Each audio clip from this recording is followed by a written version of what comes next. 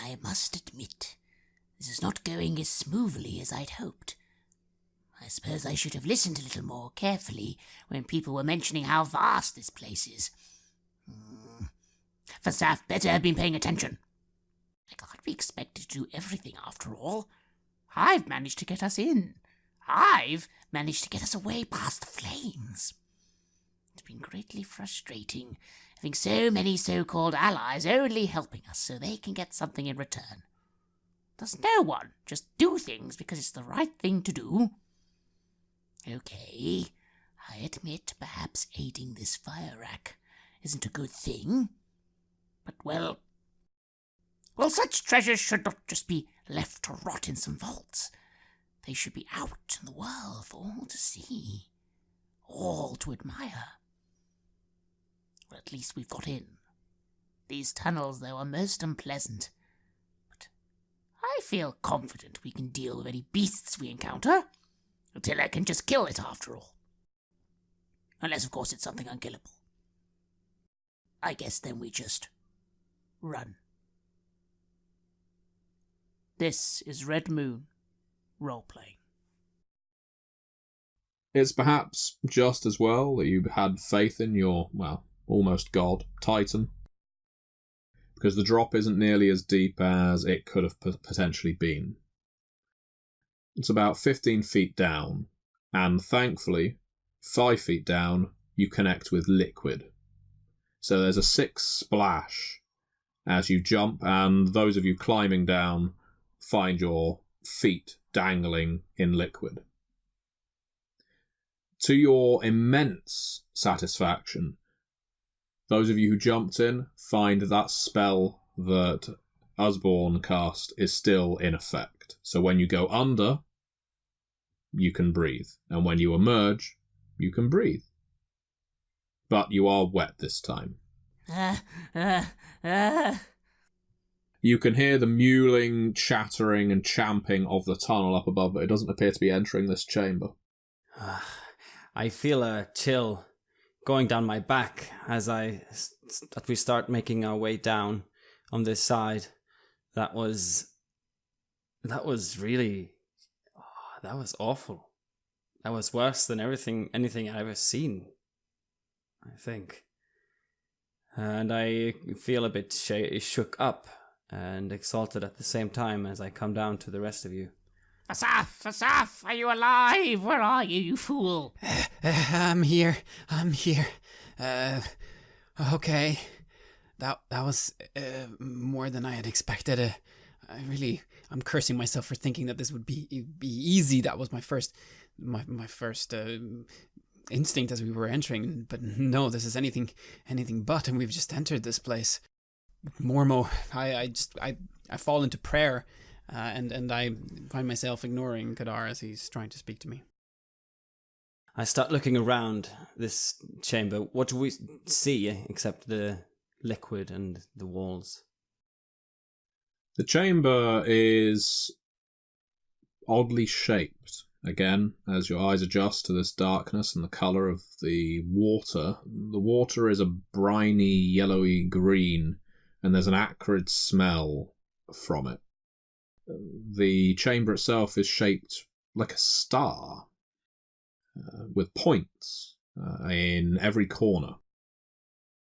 There is, perhaps, a mercy from up above, a doorway, clearly made by a humanoid for someone of humanoid size, at the top of steps that lead out of this rather rancid bathing chamber. You're not entirely certain whether this water is for bathing, however, as looking up above and taking in the rest of the room, you can see various drainage outlets.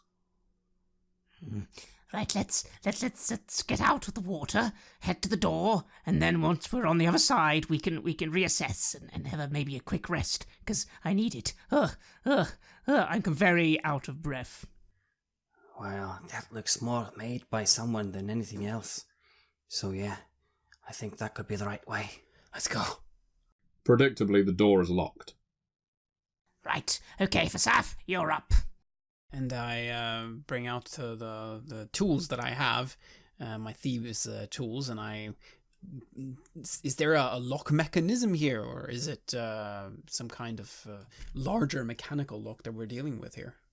There is a lock mechanism. It seems quite arcane to you, not in the sense that it's magical, in the sense that it's old and mysterious. Quite the challenge, even for someone such as you.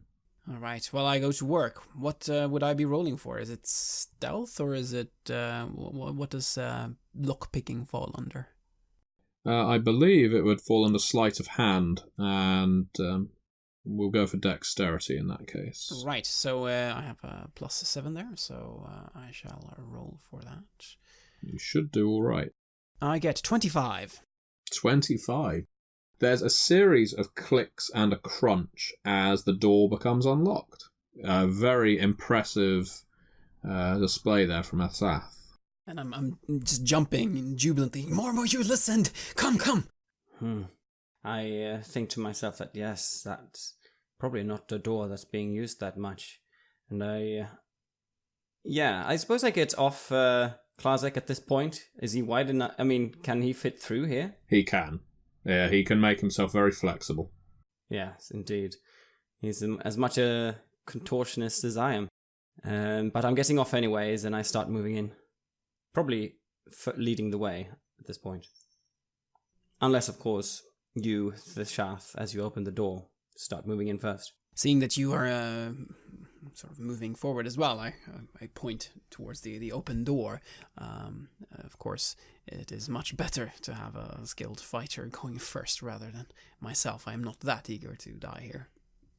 The way forward is down a, again, thankfully humanoid-made tunnel. This one is more of a corridor. It's stone, flagstone flooring, and hewn stone walls with symbols and arches carved into them, almost like a cathedral. Again, there's no light down here, but there continues to remain a slight ambient glow, this time from the drainage and sewage runoff. Everything's bathed in a sickly green for as long as you keep the door open. All right. This is promising.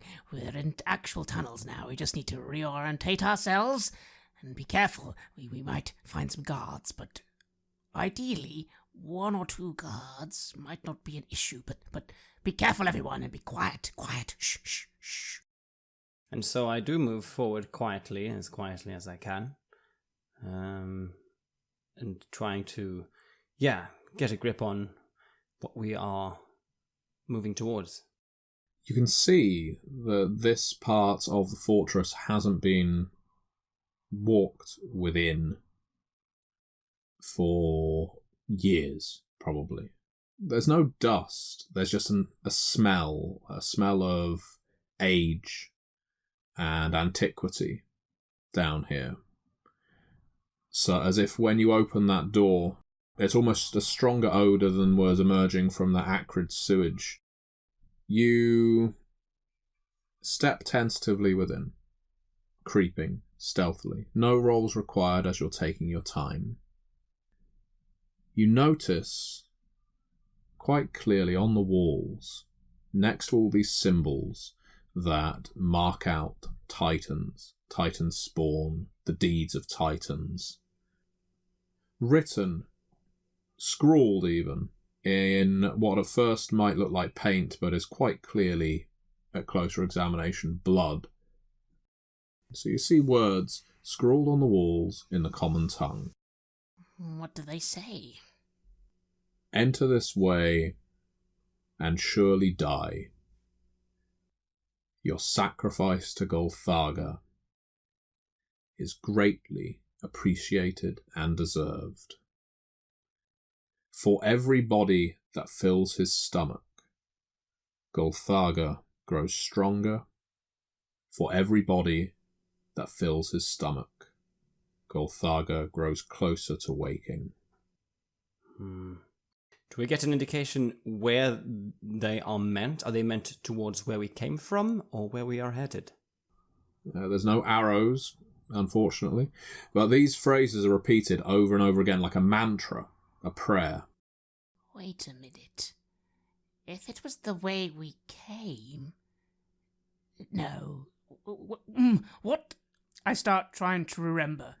What sort of titan was Golfaga in his prime? The Forge. So he wouldn't really have been a slimy creature. Not really. No, not from what mythology you know of him. By all means, you can do an intelligence roll. I will. I will do a history check. 14. 14. No, all memory you have of the deeds of Golfaga and his servants was mostly of pollution, of smoke, of smog, of metal. And as you advance down this corridor, you see more and more of that as those stone arches start to be coated with strips of iron that are bolted in. And if you spend even a little while examining them, you can't see any tool marks. It's as if the iron has grown out of the stone. As if the ore itself has shaped itself to line this corridor. And as you go further and further, and you think you have oriented yourself now based on the map, you're fairly certain you know where you are. You're seeing this entire citadel appears to have this metallic coating to it. You know, friends, I'm starting to wonder if the story of it being built on Golfaga is not a story after all. But why would they... You don't think they actually built the fortress to feed Golfaga? Why would they write that sort of thing if they are supposed to be guarding this titan? Well, I don't know. The question is, why would people be coming this way? Why would people write warnings? You know? How many people do ever pass by here? I scratch my chin a little. I don't really know. I remark, me and Fasaf have recovered artifacts from a few other places before. People do like to write warnings, curses, dire traps. But this one's a bit confusing because it seems to expect people to come this way in the first place. Why would they come from the outside like we have, through the water? I mean, surely what we went through, that seemed like the intestines of something. The smell of that liquid was like someone had thrown up. Dread, you're being awfully quiet. What do you think? Is this an obvious trap to distract from the fact that this is the right way to go? Or is it actually a tunnel that leads to your death? I would really rather not be here, I've got to be honest. I've never been through anything quite like that before. Feels like I've just been crawling through a creature's guts. Well, to be honest, you've come this far, and I'm not entirely sure we now actually have an exit route. No, that's what's worrying me. I've got to hold my hands up, lads. I think it might have been my hammering those pegs into the stone that woke that thing up. Ugh. Well, if you hadn't put the rope in the first place, Attila probably would have just been eaten. Well, I don't know. Doesn't matter now, does it? Well, my thinking is this. If we keep going on in this direction, my guess is we're going to hit this vault. Judging from what you're saying about the map. Now, let's assume they've got some kind of guardian down there, because anyone with half a brain would put a guardian in the vault. Let's say we take that guardian out, and none of us die in the doing. We claim the treasure we're here for, and like you say, then the problem is exit strategy. I guess we'll just have to deal with it when we deal with it then. There must be... No. You know what they always told me? Huh? Is always have an exit strategy. Don't try leaving by the seat of your pants, because that'll never work out. And what they also always told me was never try exiting the Citadel of Ilheim without a plan. Well, they told you a lot of good things, didn't they? Very specific. How about, if you...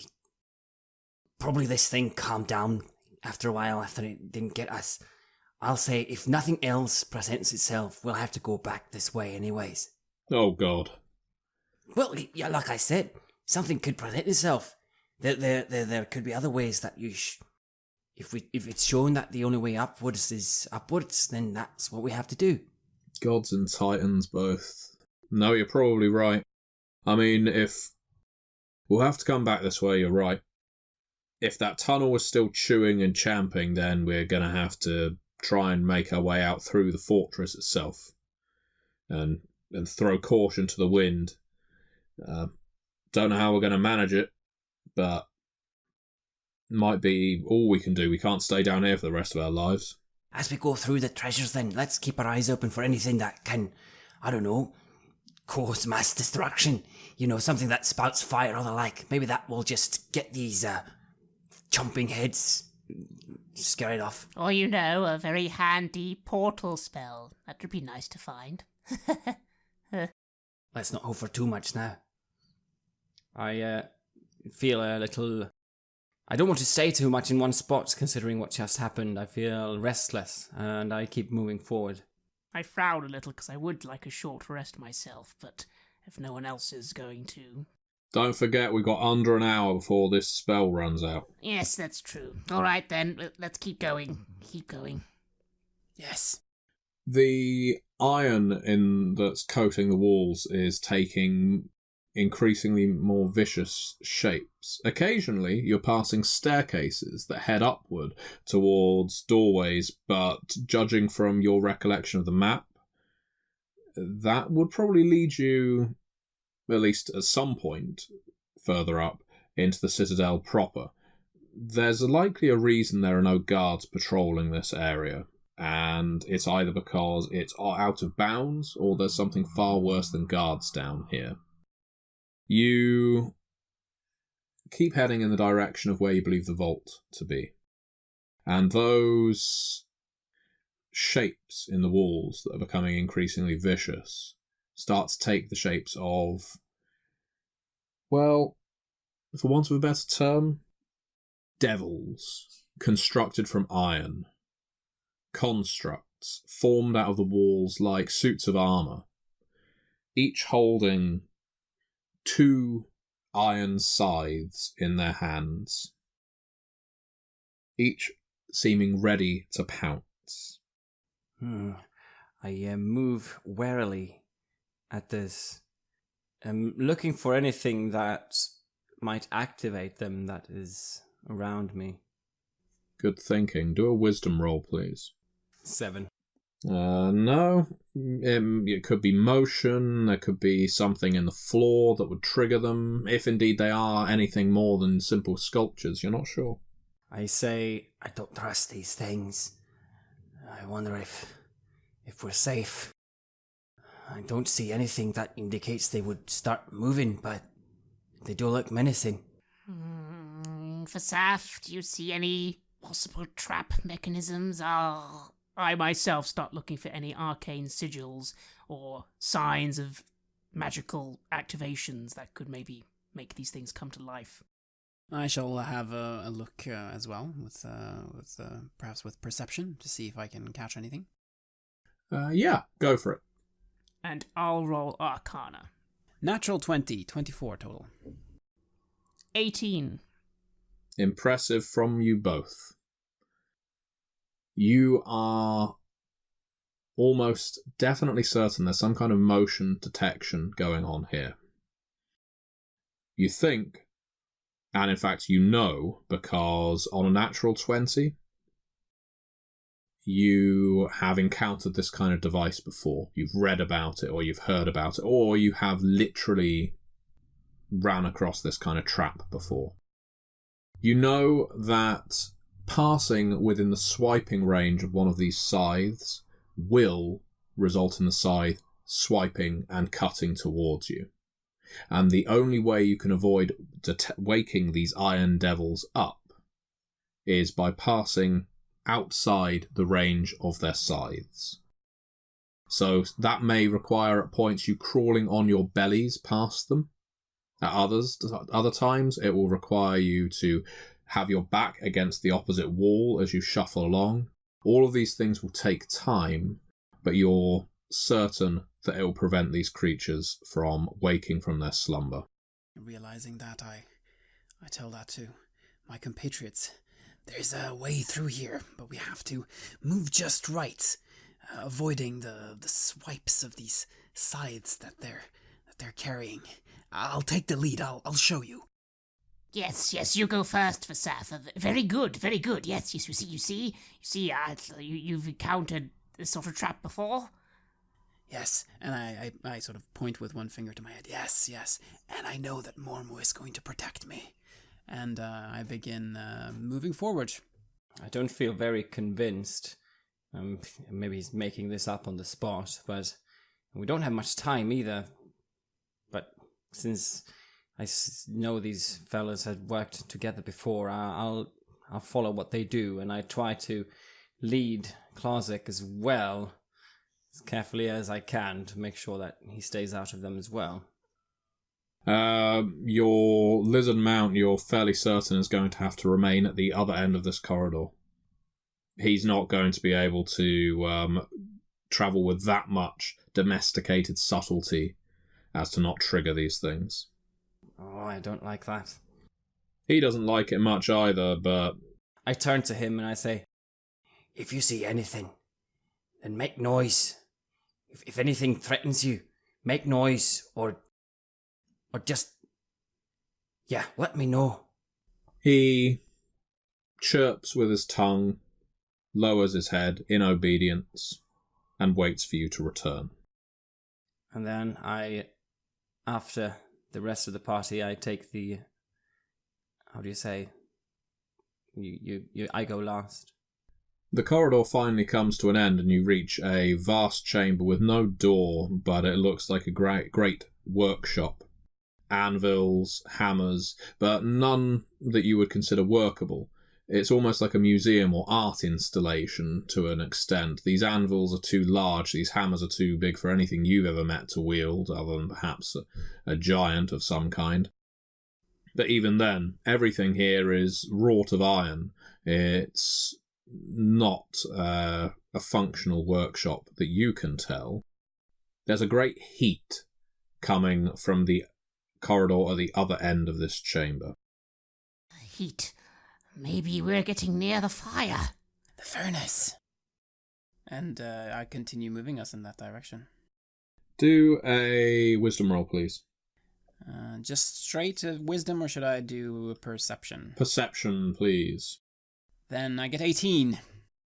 You're about to step forward, and a bit like someone who's just put their foot on a mine, you realise that the tile in front of you is slightly depressed, and you hold back.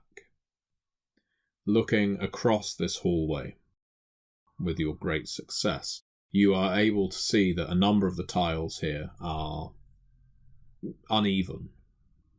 There is no way that was unintentional in its design. Well, Vasaf, what's the hold-up? Why have you stopped? There's something here. It's a trap of some kind. I think I move away my foot slowly. Is there any way around this depressed tile or somehow? There's plenty of tiles that are not depressed. So we could take strides over them. You could, if the ones that are elevated are the safe ones. Then I shall very carefully then try to move forward and try to sort of check the tiles if they are moving as I poke at them with something. I have my dagger. I have my sword also with me. I try to put some weight just to see if they're moving, and then take sort of one step at a time, kind of like when you're moving through a minefield. You're checking ahead to see if you feel anything. So just to clarify, are you pushing down on one of these tiles to see what happens? pushing at the ones that are not depressed, the ones that look safe, but just to ensure that they truly are safe, I push them first. You go slowly, very slowly, checking every single tile. Your companions fairly close behind because they don't want to lose track of the tiles on which you are stepping. It's incredibly tense whether you can keep your footing. Make a dexterity roll, please. 17. You manage it. At one point, just the concentration, just the tension alone makes you sway a little. Perhaps it's the heat from the opposite end of the room. But you manage it. You get to the other end. No traps, monsters, or spells trigger. I breathe out, and I feel a little bit safe, and I motion towards my friends to follow, and follow exactly my path.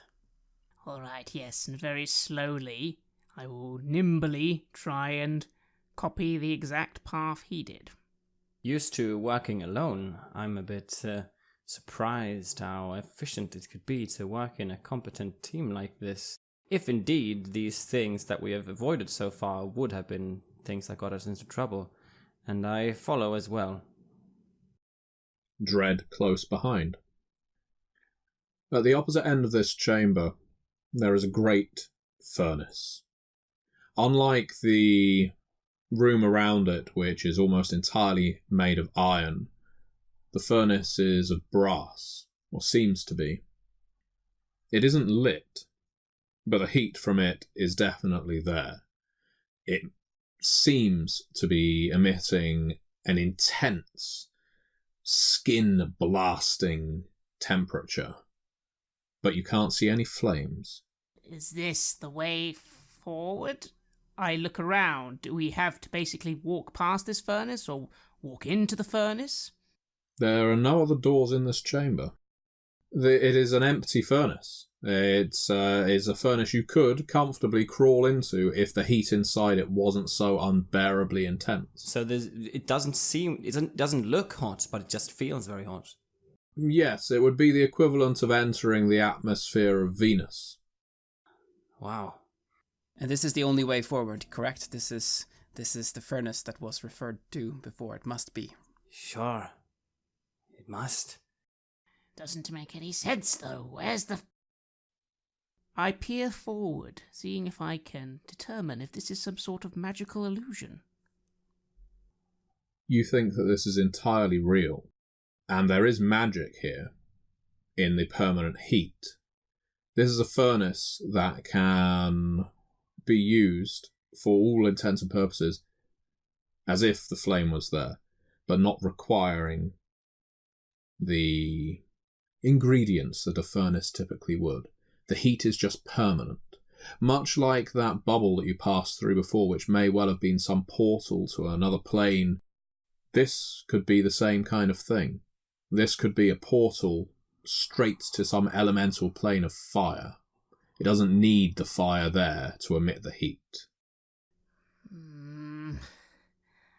This might be the wall of flame, although I suppose it turns out it's not actually a wall of flame, it's just the heat itself. I'm moving behind. Where is Dread has also made his way across, yes? He has indeed. Yes. So I'm sort of moving casually around, making it look as if I'm sort of looking around the walls, trying to see if I can find something out. But what I'm actually trying to do is I'm maneuvering to get behind Dread.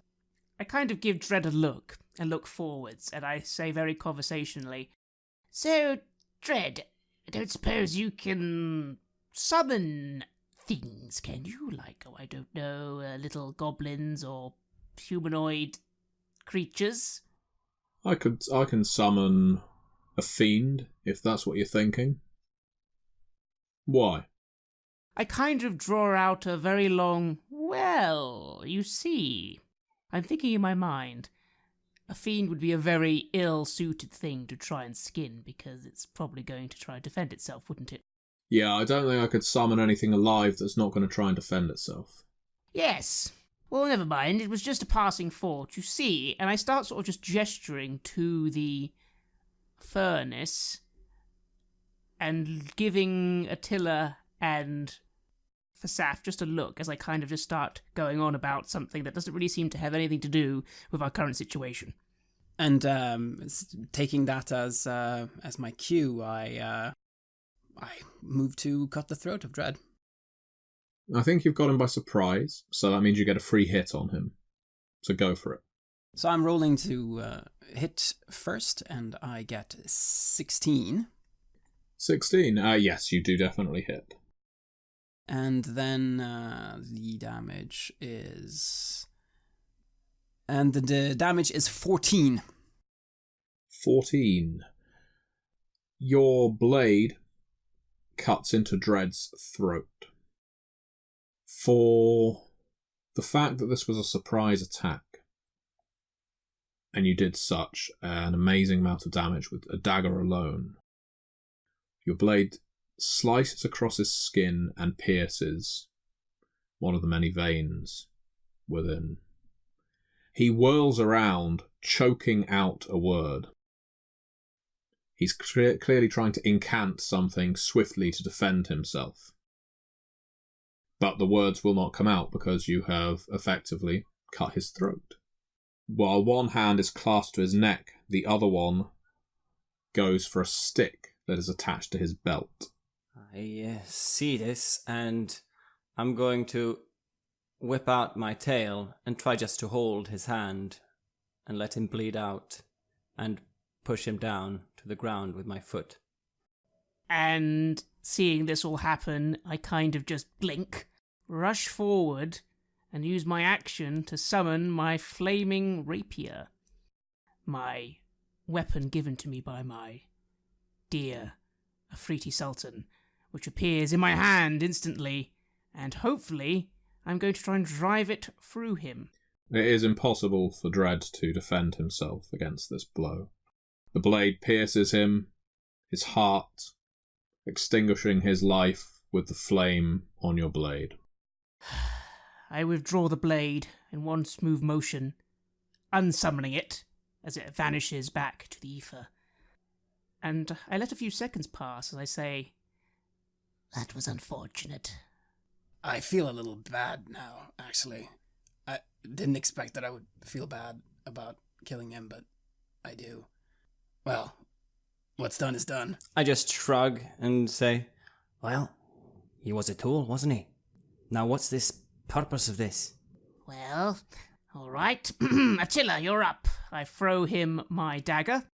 Would you mind skinning him? Does it need to be a good job? I just need to wear him. I catch the knife in my hand and I raise an eyebrow of the one eye that I have. You see a hint of drool running down from my mouth, and I say, I'm not a hunter. Skin him yourself. And I throw it back to him. But I've never skinned anything. Well, neither did I. Why would I skin something? That's sick. Well, you drive the blade in using your amazing strength, and then you just carve the flesh off like you're making dinner or something. I shrug, looking at him, and I start taking his clothes off. I can undress him, but you better bloody well skin him. Well, all right, you loot him. Fasaf, you're up. Don't worry, Kadar. I've got this one, I say, and I get on it. I get on with this bloody business. Well, I take out my dagger. I am not necessarily that skilled at this, but I think I have skinned some small animals. This is just a bigger one. And I was the one who did it, after all. I feel a sense of responsibility here. I kind of like the man, actually. And his sacrifice must not be in vain.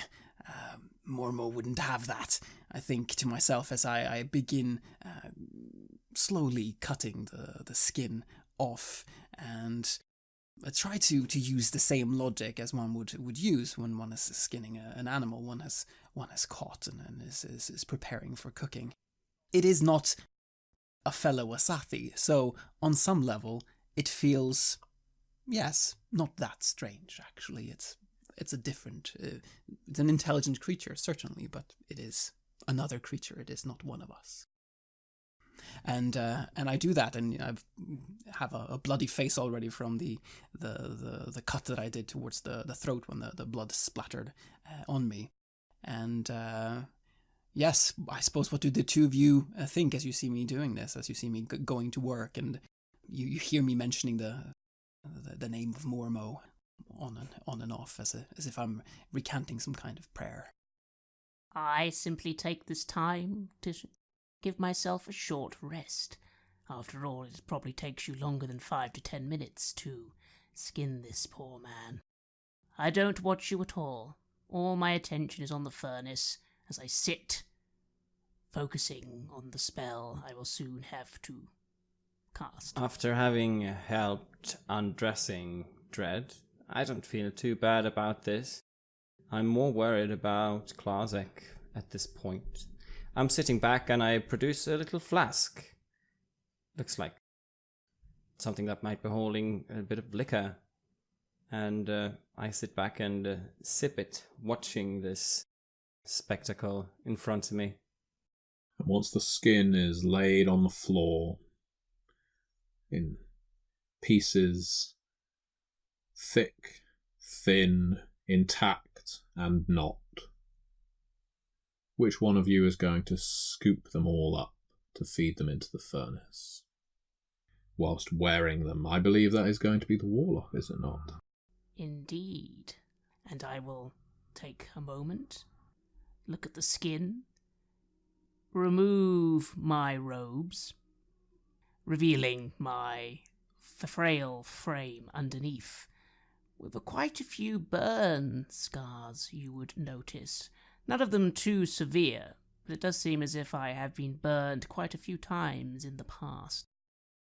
And I kind of take a deep breath, remarking, I'm not really looking forward to this. And I try my best to place the skin upon my person. He was probably a lot taller and bigger than me, so there's actually probably, even with the mess, quite a lot of skin left. And it might take some time, and I'll get Fasaf to assist me. But I almost am able to heap it all over my arms, my legs, wrap a bit around my chest, and finally blob a load on my head. And I am now covered in human bloody skin. There is something immensely satisfying to a snake to be wearing the skin of a man, when so many high-born lords decide they're going to wear reptile skin. But, that morbid nature aside, are you going to step into the furnace now that you wear your ragman cloak? I shall, but before I do, I extend my iron rod before me, and intone, Master of the Brass City, Master of the great furnaces of this world, King, Sultan, Afriti, your offering is ready. Your humble servant obeys. And I shall start walking forward. You have listened to an episode of Red Moon Role-Playing, where we play the adventure The Great Wilhelm Heist for Scarred Lands for Dungeons & Dragons 5th edition. Our dungeon master was the gentleman gamer, Matthew Dawkins, and we would like to thank him and Onyx Path Publishing for doing this actual play production together with us. The music was made by Ager Sonus and Lesa Listvi, and was used with permission from their label, Cryochamber. You can find more delicious dark ambient at cryochamber.bandcamp.com or their YouTube channel. If you want to support Red Moon Roleplaying, do check out our Patreon. The show would not be possible without all the generous support we are getting there. You give us so much energy, help us cover our costs, and open up time to record and edit. Thank you from the bottom of our hearts. And remember, praise Mormo.